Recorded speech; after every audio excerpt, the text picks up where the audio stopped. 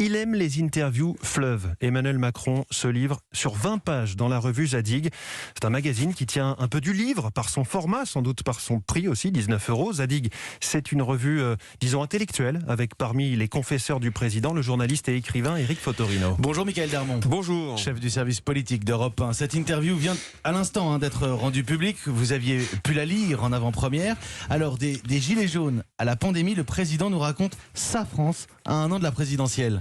Et vous savez, depuis son arrivée au pouvoir, j'ai souvent parlé d'Emmanuel Macron comme d'un président vintage, tant il aime chiner les vieux mots et la France d'avant. Eh bien, dans Zadig, il le confirme d'emblée. J'ai grandi dans les souvenirs de ma grand-mère, j'ai donc une vision de la France qui n'est pas du tout celle de ma génération, dit-il. Ma France, c'est une carte sensible entre deux pôles que sont Amiens, les Pyrénées, puis un troisième pôle qui est Paris, explique Emmanuel Macron, une référence à une Picardie qui autrefois été riche et aujourd'hui sans industrie. Il dit ensuite, on a totalement sous-estimé ce choc et le sentiment de relégation. C'est donc pour lui une des raisons profondes de la crise des Gilets jaunes. Il ne fait là que confirmer d'ailleurs ce que plusieurs sociologues mettent à jour depuis plusieurs années. Pour Emmanuel Macron, l'histoire s'explique par la géographie. Il dit partir toujours en déplacement avec une carte en relief pour comprendre une région. Nous sommes une addition de pays qui ont chacun leur rapport historique. Il déclare sa flamme pour le Lot, qui a su redevenir une région industrielle. Il redit sa passion pour Marseille, pauvre, vibrante, lieu d'accueil de toutes les immigrations. Il vante les cours d'eau, les paysages.